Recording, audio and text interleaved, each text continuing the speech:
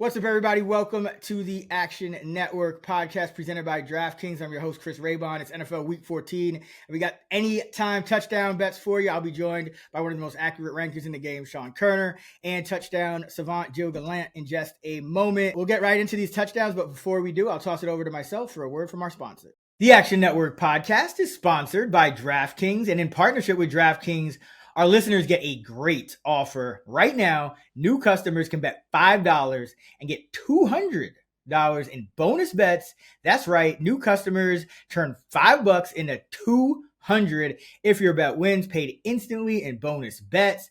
If sports betting is not yet available in your state, don't worry. You can still join in on all the fun with DraftKings daily fantasy sports and have the shot to win cash prizes. To get started, use promo code Action Network when signing up. Again, use code Action Network when signing up with DraftKings to get on board. The crown is yours.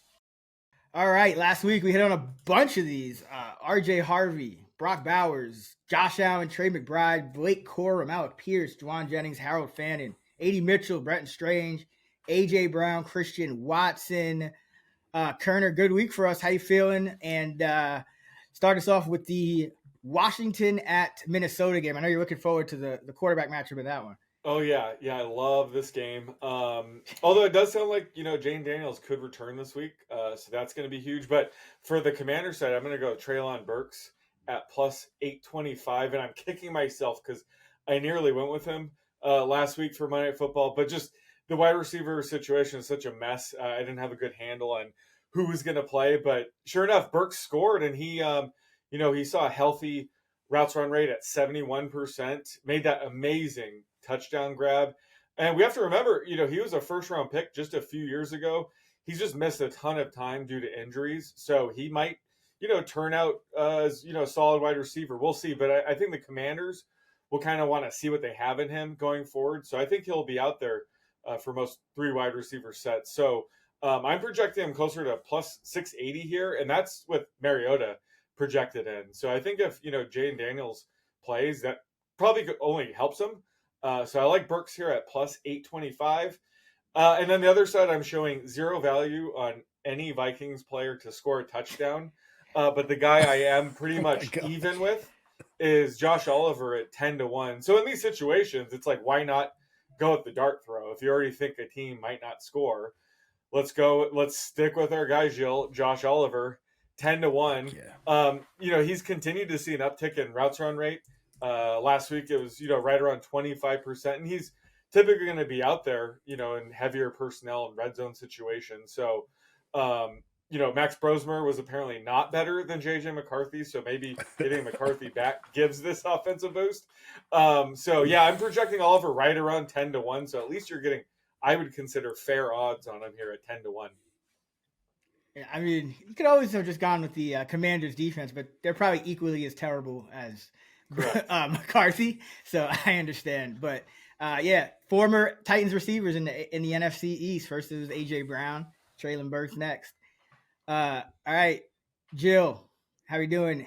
Colts, Jaguars.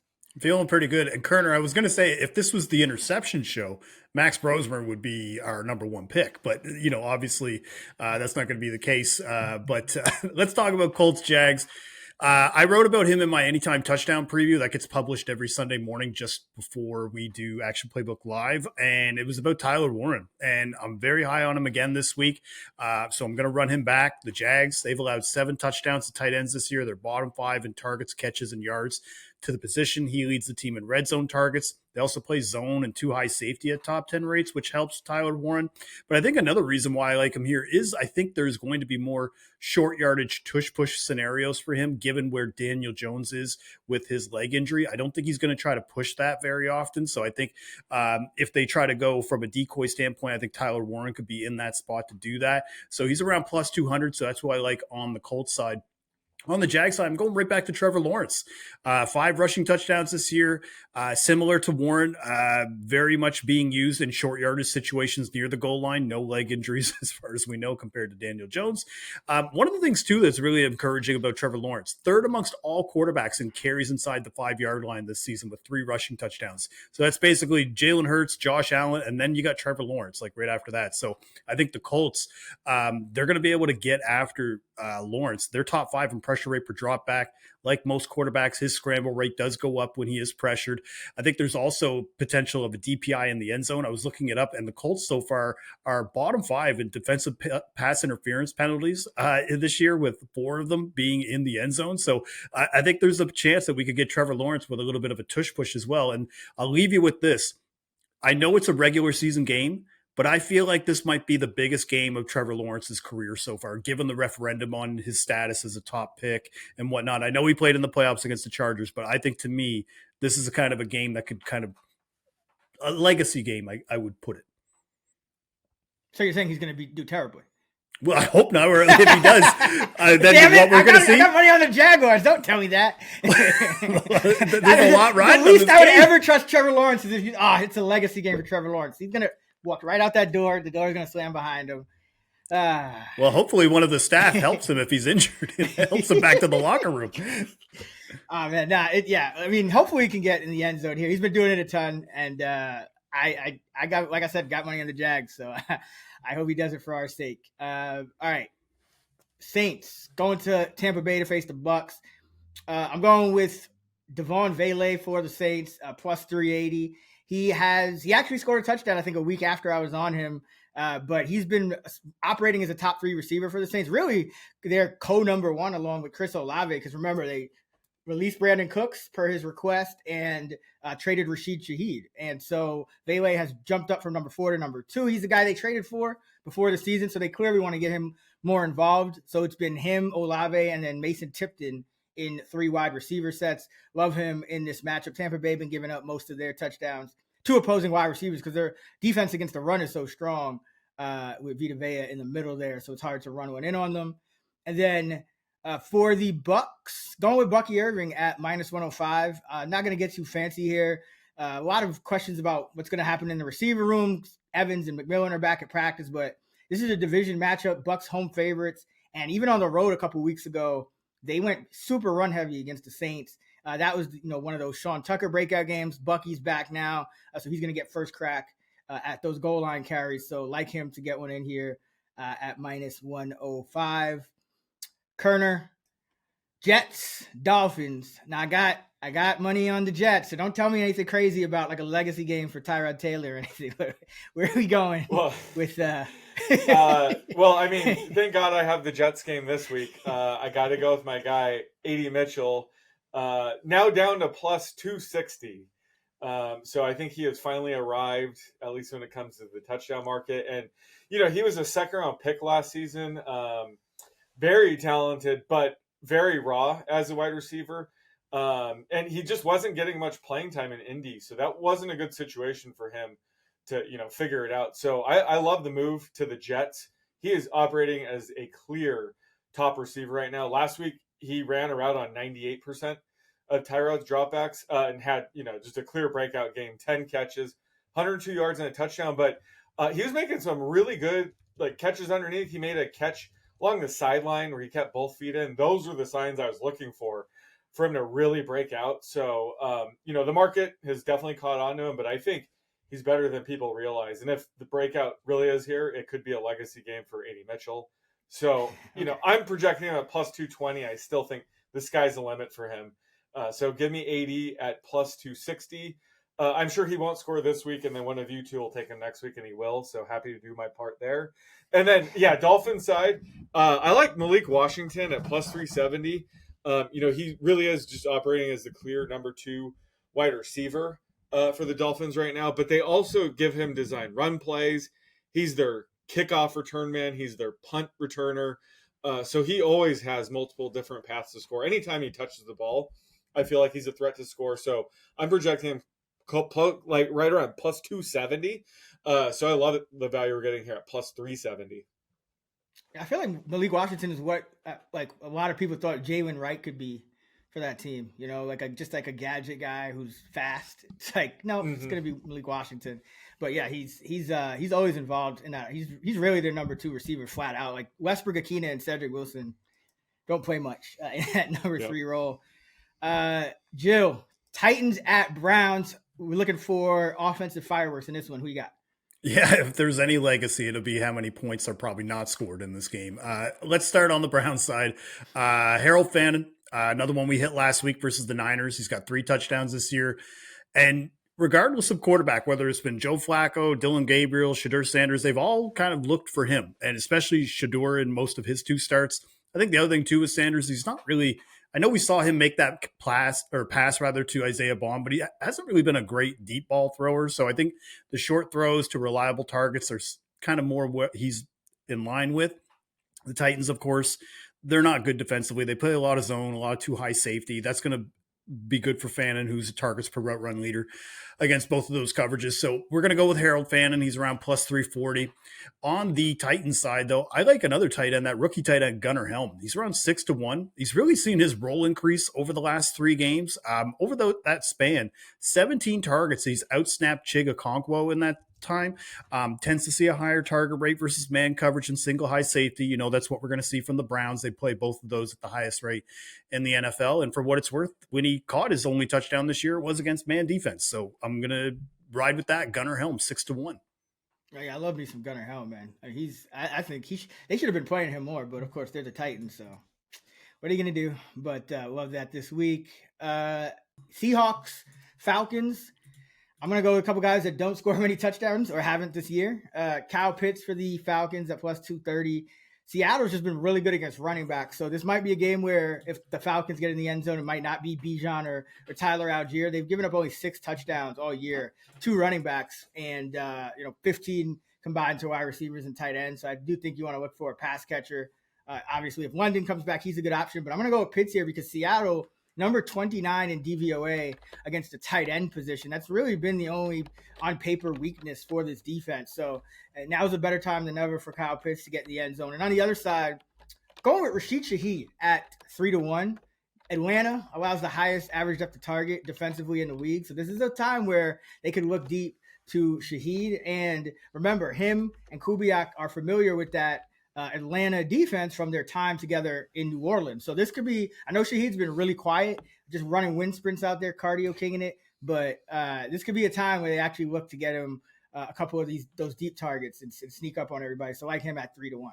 Koerner, divisional matchup, Steelers, Ravens, could be some weather, could just be some AFC North. Yeah. Do I need to know? Like, do you have the under on this game, or will you have the under?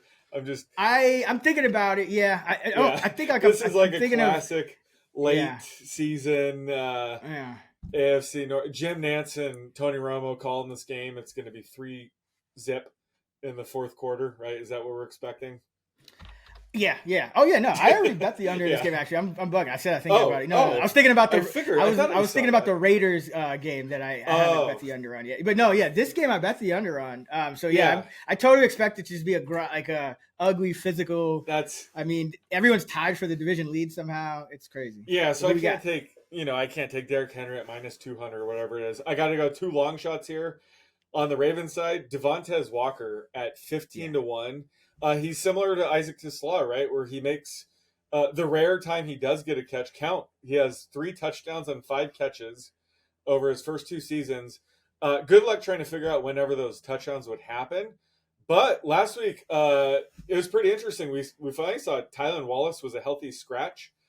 So Walker operated as the clear, number 4 receiver, where he was running a route, on 25% of Lamar's dropbacks. So I think this is the rare time where we at least know he's going to be out there a decent amount. So I actually have him closer to, 11-1 in that role. So give me Walker at 15-1 here. And then on the Steelers side, I mean, what a nightmare. Give me Roman Wilson at 8-1. Similar to the Vikings, not really showing much value on any Steelers. And I realize, they just brought in Adam Thielen. I'm sure that's really going to move the needle. But If any stat, I'm curious to hear what your routes run rate is, Raybon, for him. But I'm guessing he'll eat into Roman Wilson snaps somewhat, maybe Calvin Austin snaps. But Wilson's already kind of in a boom bust role where he tends to get downfield targets anyway. So I'm not really expecting a ton of playing time. And ever since he's been around a 50% routes run rate role, he has 2 touchdowns in 7 games. So again, they have 10 tight ends, just running routes around the line of scrimmage, and Roman Wilson running deep. So that kind of gives them an added path to score like a long fluky touchdown here. So give me Wilson at 8-1. But how many routes run are you projecting Thielen for this week? Is he just going to get eased in? 0? Oh, thank God. 0. It's okay, Adam Thielen. It was like when they signed Robert Woods in the preseason, and then Mike talked they saw him practicing, and they're like, "Oh, this bum, we're gonna deactivate him." And then he asked for his release. It's like, what do they think is gonna happen when Adam Thielen gets to Steelers practice? Like, you really gonna throw him out there against the Ravens? The Ravens? Well, this dude didn't even want to play outside of Carolina. Exactly. He said he wanted to join a Super Bowl contender. So is he moving to another team at some point before the year's up? Maybe not by choice. Maybe team free agent. I don't know. I don't know. If they activate him, that's just better for whoever's not him to score touchdowns. Maybe he probably ain't scoring. Right. Yeah. Exactly. Okay, that makes me feel better. Yeah. It's Adam Thielen. I don't know what to say. All right. Who we got? Oh, Bengals and Bills. Joe, we were talking about this one off air. Should be interesting. Bengals could make up some ground here on one of whoever loses that Steelers matchup. So I know they'll be kind of putting forth their best effort, and the Bills still in a kind of dogfight in that AFC playoff race. Who we got? Well, both of my picks are kind of up in the air right now because just full disclosure, like we're recording this Thursday night. I really like Dalton Kincaid in this matchup, but he's limited practice on Wednesday and Thursday. He's starting to come up with a knee injury. So if he does practice in full on Friday, that's who I would go with because, again, the Bengals defense, they've allowed the most touchdowns and tight ends this year. They actually broke the streak of a 6-game streak of allowing a touchdown to a tight end, and it took Isaiah Likely to drop it before he crossed the goal line. And one thing about the Bengals defense too, they've sneakily been ranking top 5 in man coverage and single high over the last 4 games. Some of it could be matchup dependent, but usually they were more of a zone 2 high. They've been doing that like top 5 for the last 4 weeks. Well, if you gave up 1,000 touchdowns to tight ends, you would switch your coverage up and start. Well, it hasn't been working. Well, right? Whatever they're doing, keep doing it, and then we'll bet on the tight end on the other side, right? Because right now, if they're going to keep doing that, Kincaid, I think regardless if they play zone or man. Kincaid is man. He's one of the few tight ends that's good against man too. But again, with that knee injury, that's where we're at right now. We're Thursday night. If you're looking at it, that's who we like. But again, it all depends on the next practice. And like you had kind of mentioned off air, that the Bills, they're a little more conservative on that front. If a guy is kind of limited, they might hold him out. So if that is the case, let's pivot over to Dawson Knox at plus 350. So keep that in mind. And if Dalton Kincaid is out, we're going to take Dawson Knox instead. So Dalton Kincaid is who we like, but Dawson Knox is who we'll pivot to. On the Bengals side, he is expected to return to the lineup, even though he left last game with a concussion. T. Higgins right now is around plus 185, and I love this bet this week. I mean, Joe Burrow back. I know that Joe Flacco was doing well, but the passing game is just going to have even more upside, in my opinion, with Joe Burrow. And Higgins, I love Jamar Chase, but he leads the team with 8 end zone targets and 7 touchdowns. And even though we know when Chase and Burrow are in the lineup together, we know they are going to get force-fed 10 or more targets. But I think the Bills, what they've been really good at doing is taking out certain wide receiver ones and just kind of bracket or doubling them. And if that's the case, I think there's just going to be more one-on-one matchups for Higgins, and he can win on those matchups. So at plus 185, if you're going to give me a receiver of his talent, I'm taking that almost every time with Burrow back in the lineup. All right, we got Denver at Vegas. Yeah, this is another one I'm very tempted to bet the under on this one as well. But it is indoors, so we'll see how that goes. I'm going with Troy Franklin for the Broncos. Koerner, I know I talked to you earlier in the week about how I think people might be a little more down on Franklin now because everyone was expecting big things last week. Kind of had him equal with Sutton, and he disappointed, but this is the matchup for him. Vegas, the second most zone coverage in the league throughout the season, right around 80%. And Franklin leads the team in targets, catches, and yards against zone coverage. So this is a Troy Franklin type of matchup here. And then for the Raiders, Ashton Genty, running backs have scored 7 touchdowns in the last 6 versus Denver. On the season, running backs 10 touchdowns versus the Broncos. Wide receivers and tight ends, 8 combined. That is pretty absurd considering most teams are going to pass, at a 2-to-1 rate against a team like Denver anyway. So this is one where I feel like you just have to take the running back here. We know the Raiders want to get Genty involved on a weekly basis. So Franklin, Genty in Broncos, Raiders, Koerner. We're back. I guess this is the week of divisional matchups because we got another one that could get, it's got a reputation for getting ugly, but the Packers, they have like 37 wide receivers healthy now, maybe finally. So maybe not, but who do you like in Bears Packers? Yeah, no, I hated getting the Vikings game, hated getting the Steelers game, but I love this game, especially because I get to bet on my guy, Luther Burden III here again at plus 450. I'm going to continue to invest in him now that he's now been promoted to being, top 3 receiver now in this offense. It was only a matter of time. And last week, he led the team with 6 targets. I feel like he could have had an even bigger game if,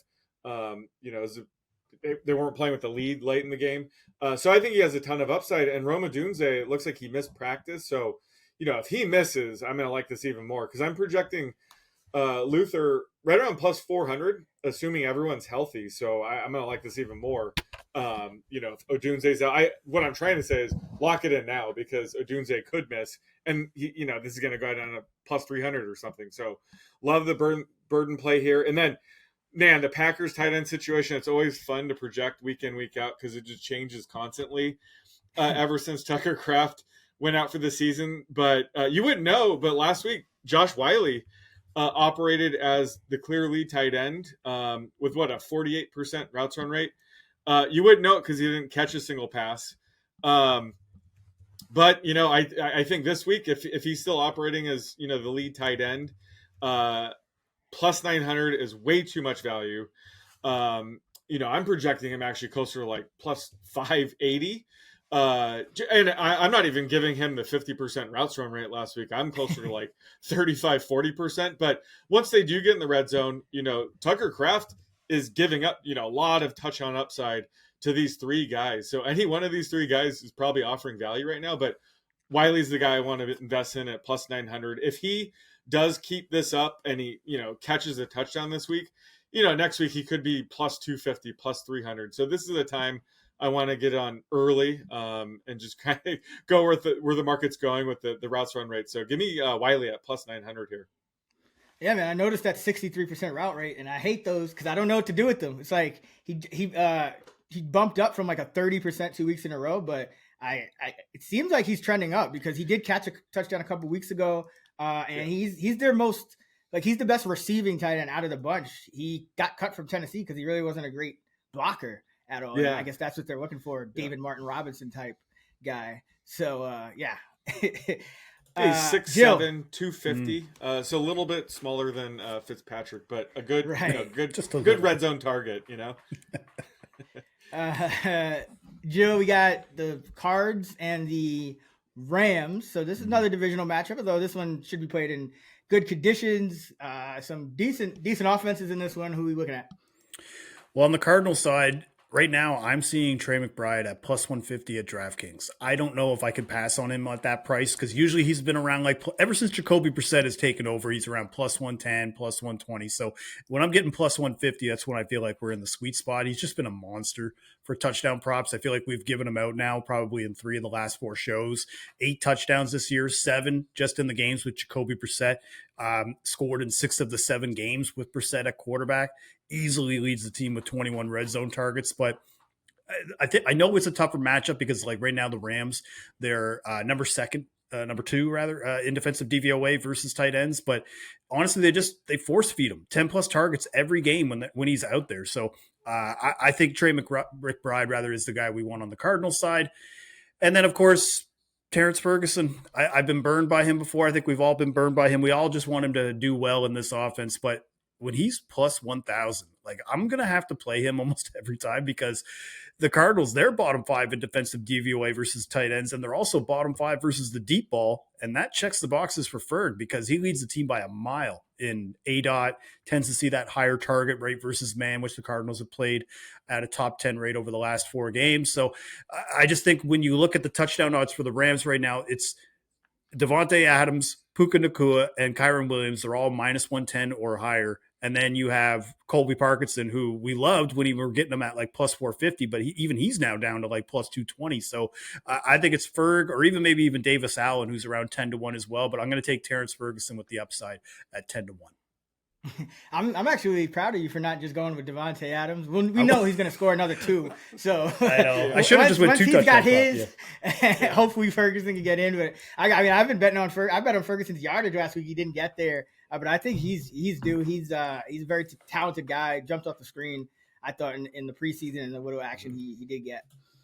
All right, before we continue, don't forget to sign up for Action Pro for real-time pick alerts from experts like Sean Koerner, Gilles Gallant, myself, and our entire Action Network team. Plus, you can access pro projections powered by Koerner and our predictive analytics team. Just go to actionnetwork.com/pro and get $20 off the annual price with promo code POD20. That's POD20. Don't miss out on the best bets at the best prices. Visit actionnetwork.com/pro and use promo code POD20. That's POD20 to get $20 off 1 year of Action Pro.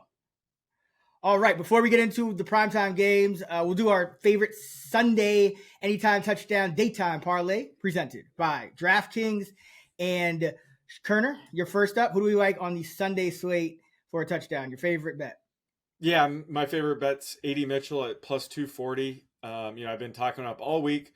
He's always had a ton of talent. Figured it would take some time for him to really break out, but I think we saw that last week. And he is a full-time true alpha receiver on the Jets right now. So just going to ride the wave here and take him at plus 240. Joe. Going with T. Higgins, full practice on Thursday, trending up from the concussion. So I think he's in a prime spot to score, especially when we're getting him around plus 185. I'm going to go off the board here. I didn't get this game, but I'm going with Michael Wilson of the Cardinals, plus 195. The reason, he's had over 500 yards in the games Jacoby Brissett has started.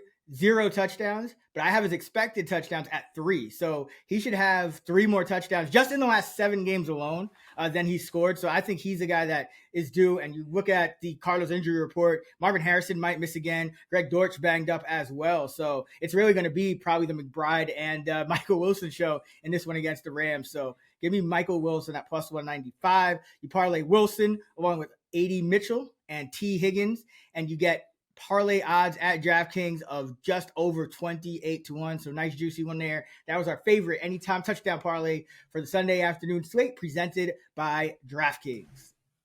All right, let's get into Sunday Night Football. Texans at Chiefs. Koerner, who are we looking at? Jaden Higgins at plus 370. He's, a second-round rookie who had a really slow start to his rookie season, but he's been trending up of late. Operating as a clear number 2 wide receiver across from Nico Collins. And he actually has a 29% target rate over the last 4 games. So I think we could see his, playing time increase, and he's commanding a lot of targets. So he's a, outside receiver that profiles as a good red zone threat. He's 6'4", 215. Again, Nico Collins is going to be drawing a ton of attention on the other side. So I'm projecting Higgins closer to plus 300. But again, he's a guy that's just trending up, so he could be offering even more value than that. All right, Joe, who are we looking at in Texans Chiefs? Yeah, I know there's been a little bit of a resurgence with the Texans passing game, and I know that they could still move the ball, but I still think that they try to lead with Woody Marks. Right now, he over the last 3 games, he has just been triple the amount of carries of what Nick Chubb has done, even though Chubb is the one who got the 1 touchdown in that span. But I think right now we're seeing him at plus 155. I think Houston's going to try to be methodical with their offense, and I think Woody Marks is going to see 15-plus carries, so I'm going to take him at plus 155. Yeah, I believe Marks got knocked out of that game for a little while, which is, Chubb got an uptick, but he came back in and he did practice today. So that's good news. For me, I'm going to go to another guy that did practice, has missed some time, but Noah Gray at 10-1. And this is just, one of those things where he's a little underpriced, coming back off an injury, and the Texans, we know they're really good on the outside at corner. So I think this is a game where Andy Reid may try to get some heavier personnel in there near their goal line, and you're going to be covering Travis Kelce first and foremost. So that leads me to Gray, who I think can kind of sneak by and get an easy touchdown here. So like Gray, around 10-1. If you go parlay those three together, Jaden Higgins, Woody Marks, Noah Gray, you get big odds, about 130-1. So let's see if we can hit that one. That would be nice. Right, nice one. Yeah.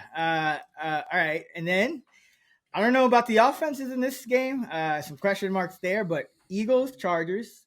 Justin Herbert had surgery early in the week, expected to suit up, but we'll see as the week progresses how that goes. And then Jalen Hurts is playing like his last name a little bit at times. So this could be an interesting matchup.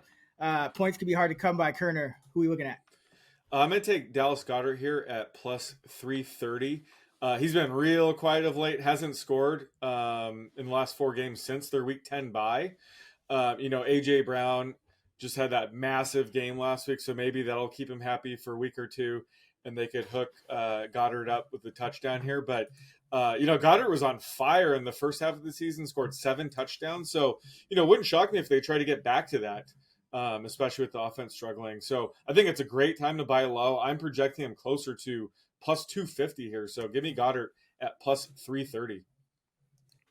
Joe, who do we like in Eagles Chargers? Yeah, I mean, usually my rule of thumb with the pass catchers on the Chargers is to just take the one with the longest odds. I know that seems real simple, but Keenan Allen right now is plus 400, and I don't really think there should be that much of a difference, at least in this matchup, between him and Ladd McConkey. Ladd's around plus 240. Quentin Johnston, I don't really want anything to do with because I think him and Quinyon Mitchell will end up jousting for most of this game. So I think Keenan Allen, when you can get a veteran receiver like that who's probably going to be playing more in the slot, doesn't have to deal with kind of the outside corners of the Eagles. If I can get him at 4-1, that's who I would look at. Yeah, I think he's only priced that way. His routes have been coming down a little, but he's still used in the red zone. Like if they're in the red zone, he's going to be that top guy, really. I'm going to go with Kamani Vidal here at plus 310. I think, we might get some Marion Hampton back. We'll see how that goes, but Harbaugh hinted at Kamani Vidal remaining the top back even when Hampton returns. He said, his physical style tickles him or something like that. Something weird that I'm not even going to repeat. But that's pretty good news for Kamani Vidal. And this Eagles defense against the pass, as you alluded to, Joe, it's not easy. So they have been a little vulnerable against the run on paper. At least they're more of a run funnel, number 22 in DVOA against the run. So they've given up 13 touchdowns combined to running backs, have the Eagles, and just 9 to wide receivers and tight ends combined. So this is a matchup where I'm going to look at the back for the Chargers. Even if he's in a committee role, I still like his odds because I think he might actually get the top crack. Remember how they started the season with Harris was above Hampton too. So coming off an injury, I think Vidal retains his top spot. So like him at plus 310. You parlay Kamani Vidal, Keenan Allen, Dallas Goedert. You get 85-1 odds. That's going to do it for our Week 14 touchdown show. We'll add these anytime touchdowns to the Parlay Express account, in the Action app. So go follow Parlay Express if you haven't yet and have some fun with us on some of these longer shots. And while you're looking at Parlay Express in the Action app, don't forget you can sign up for Action Pro. It's the only way for you to get the best bets at the best prices with immediate notifications when Action experts post their picks. You can also find quick slip links for these bets in the podcast and video description or visit actionnetwork.com/bet. Now, that's our Week 14 touchdown show presented by DraftKings. For Sean Koerner and Gilles Gallant, I am Chris Raybon. You can find Koerner on X at @_oddsmaker, Joe at GDAWG5000. I'm at Chris Raybon. We're at those same handles on the free award-winning Action Network app. Until next time, let's get this money.